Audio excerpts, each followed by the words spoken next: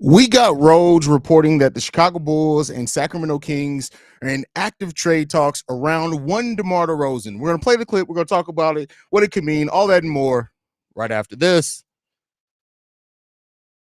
Tuned in to Chicago Bulls Central, your number one place for all Chicago Bulls news and content. I see red, I see red, I see red, I see red, yeah, I see red, I see red, I see red, I see. What's going on, Bulls fans? Welcome to another episode of Chicago Bulls Central, your number one spot for everything Chicago Bulls related. I'm the host, Haize. More importantly, you guys can follow the channel at Bulls Central Pod on every social media platform we happen to be on. With that being said, let's go ahead and get into this content. So we're going to start off this like we don't usually do this to start off with, but we're going to start it off this way here. I'm going to play a clip from Woj, and then we'll discuss it. Well, certainly, I think DeMar DeRozan has played his last game for the Chicago Bulls. The one team that's been dug in with him and trying to find a sign-and-trade scenario, the Sacramento Kings, they've been talking this week, and they're going to need a third team involved in a sign-and-trade. Chicago, while they certainly are willing to facilitate helping DeMar DeRozan get more than the mid-level exception on a team that doesn't have cap space, they don't want to take back contracts, or certainly significant contracts. They'll need a third team to route a bigger salary to. But those conversations continue. And listen, I think there are some other scenarios for DeMar DeRozan, but I think Sacramento right now is the team to watch between now and as the moratorium ends here over the next 24, 40. All right. So as you heard there from Woj, this is the saying that the Sacramento Kings and Bulls have discussed signing trades. Now, he also does say in that, and I want to be clear that other teams could get involved, but this is going to be a deal that would, and we've talked about this before, that would have to involve a third team. The Bulls can't even take back Kevin Huerter's contract for DeMar DeRozan without either sending a Javon Carter or Torrey Craig, something like that. Now, if the Bulls' target is Kevin Huerter, which has been rumored and things like that, if that is the case, then the Bulls could try to incentivize by sending a Torrey Craig, sending a Javon Carter to try to get Kevin Huerter back. But with the Bulls right now, they have a little bit less than $14 million beneath the luxury tax, so they can exceed that. They've hard capped themselves. So if a sign-and trade is going to happen with the Chicago Bulls, it either means that the Bulls are going to have to send an additional player to open up some space, or they're going to reroute the player to a third team and only take back some type of draft capital, something like this. So that's what it could be when it comes down to it. I just wanted to be very clear and transparent. There have been a lot of people asking, like, where are the sources? Where are these things coming from? Woj is one of the best sources that you can say. He's still not 100%. In no way am I saying that what Woj says should be taken as gospel, because it shouldn't. At this point, it's a very fluid situation that nobody quite knows exactly what's happening. But with that said, Woj is a very well-respected source. He typically doesn't report on anything that he hasn't legitimately heard, believe, and it's going to sign and trade DeMar DeRozan to the Kings, but it is saying that those talks are engaged and that the Kings right now should be viewed as the front runner to land DeMar DeRozan. So this could mean a couple of different things for the Chicago Bulls. It could mean that they are going to get somebody that they've reportedly been interested in Kevin Huerter. Or we did hear late last night as well that the Bulls do not want to take contracts back in the sign and trade for DeMar DeRozan, which could make some sense because they only have one roster spot open. So if they do take a player back, that would fill up their roster. Now, in the scenario that we're painting here, if the Bulls are sending DeMar DeRozan and a Torrey Craig, or DeMar DeRozan and a Javon Carter, that would mean that they can absorb another player while still holding that last open roster spot. In the potential that they do make another deal, they need some flexibility. So that's where things sit right now for the Chicago Bulls.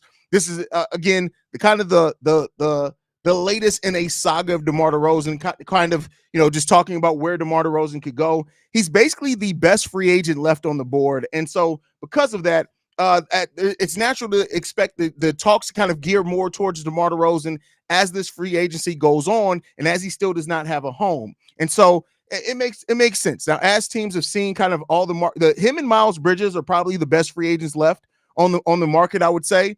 And so as teams are kind of looking to fill in their last spots of the roster, make their final decisions, it's natural now that DeMar DeRozan will be more at the forefront than what he's been earlier in this offseason. So take that for what you will. The fact that it is when it comes down to the Kings possibly wanting to add DeMar DeRozan. I don't know if I fully understand the fit on the court, but that's something for the Kings to worry about, not us. And so we'll end up seeing what comes to it. Corey, you are definitely drinking with that trade. I see you in there, my boy. You are tripping. Lay off the fent early in the day. Like, you got to lay off that fentanyl early in the day, my boy.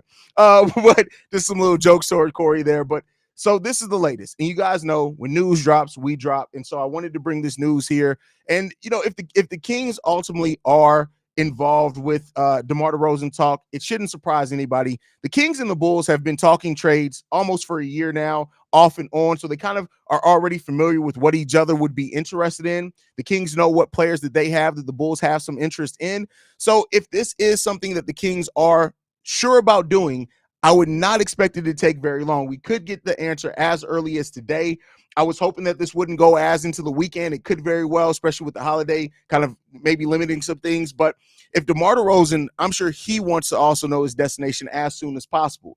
Spurs have still been a team that's been rumored as being interested. The Miami Heat have been in and out of those talks reportedly as well. So, watch out as that goes along. But, the Kings are in California, not back in LA where he reportedly wants to be, but maybe close enough to where DeMar DeRozan feels comfortable about going there, at least for 1 year as he recoups his value. So we'll see what comes down with that.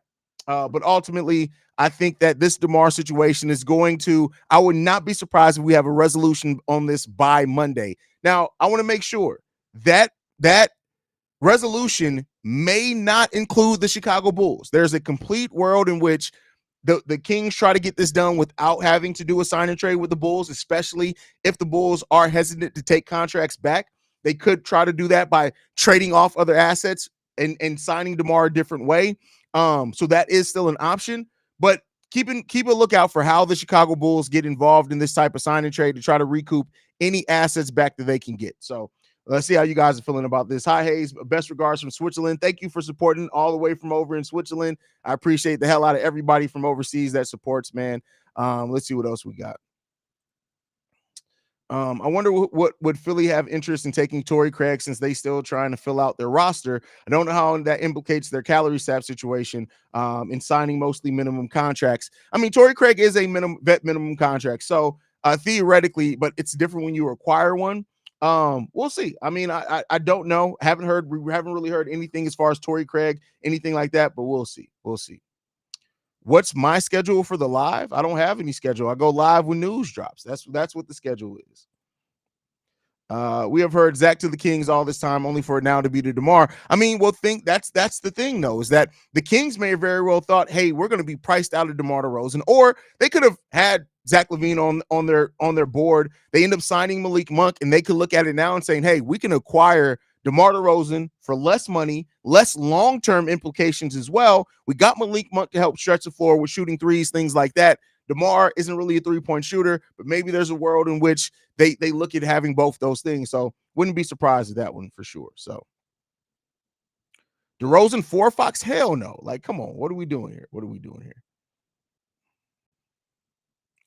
Dual sprint definitely. Well, no, DeMar is off the books. Right now, the Bulls could walk away from this and not touch DeMar DeRozan and tell him to figure it out on his own. DeMar DeRozan is not a Chicago Bull. He is a unrestricted free agent. They don't have the space to bring him back. So the only reason why the Bulls are still involved in this is because teams, to get DeMar what they want, would have to work out a sign and trade. And so that's where the Bulls enter back in at. But no, DeMar DeRozan is off the roster and he's not coming back. So there's no worry about that part, that being the thing anymore.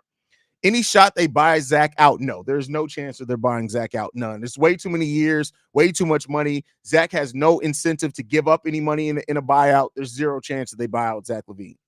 AA's from the Dells in my July 4th vacation. Hopefully we get a Debo trade done soon.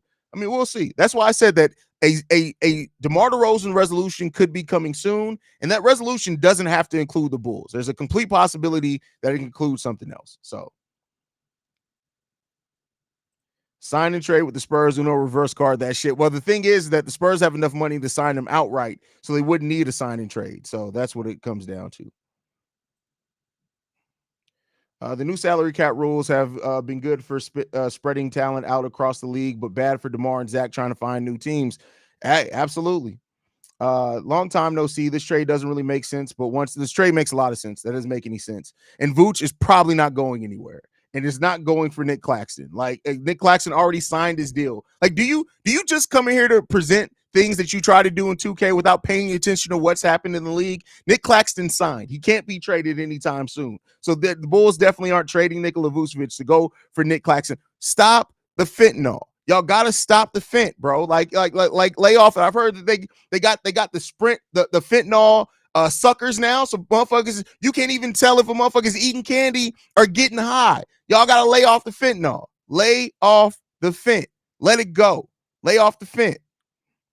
These new, I already read that one. Shout out to Thomas. How would stretching Lonzo affect the assets the Bulls can take back in a potential DeMar DeRozan signing trade? Well, it could open some cap space, but stretching them would be stupid at this point. Why stretch out a contract over 3 years to pay when he just expires at the end of the year? That's why I think that that's the reason why we heard earlier in the free agency that the Bulls are looking to dump Lonzo Ball's contract, because waiving stretching at this point really makes no sense. Last season, it would have made some sense. This season, it really doesn't make any sense to waive and stretch Lonzo Ball, because you're spreading out $20 million over 3 years, where and you're gaining short-term flexibility for the now for affecting your long-term flexibility when you may need that long-term flexibility. So why waste it on a wave and stretch for Lonzo Ball is what I would think. But again, this is the Bulls. So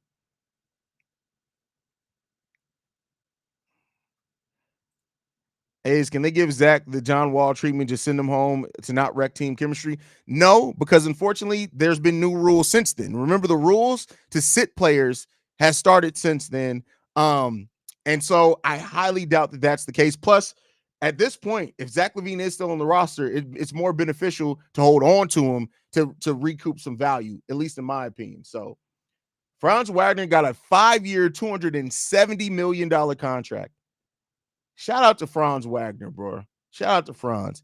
I know Stacey King is kicking somebody right now.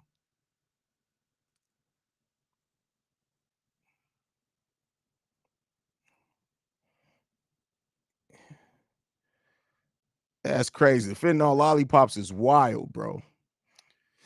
But all right, y'all. I appreciate you guys so much for tuning in to this random live stream during the day. The fact that almost 500 of you guys are in here live during the middle of a workday. Maybe some of you guys are off from the holiday. I appreciate you guys so much. You guys already know if news drops, we drop. That's what we see when it comes down to it, man. I love you guys. Make sure you hit that subscribe button. We have passed 19,000 subscribers today. We're on our way to 20,000 subscribers. We need 1,000 more subscribers. I'm sure it can happen by this all season. Let's get to 20K before the start of the season. But I love you guys. Go Bulls. See red, y'all. And I'm sure you'll be seeing my face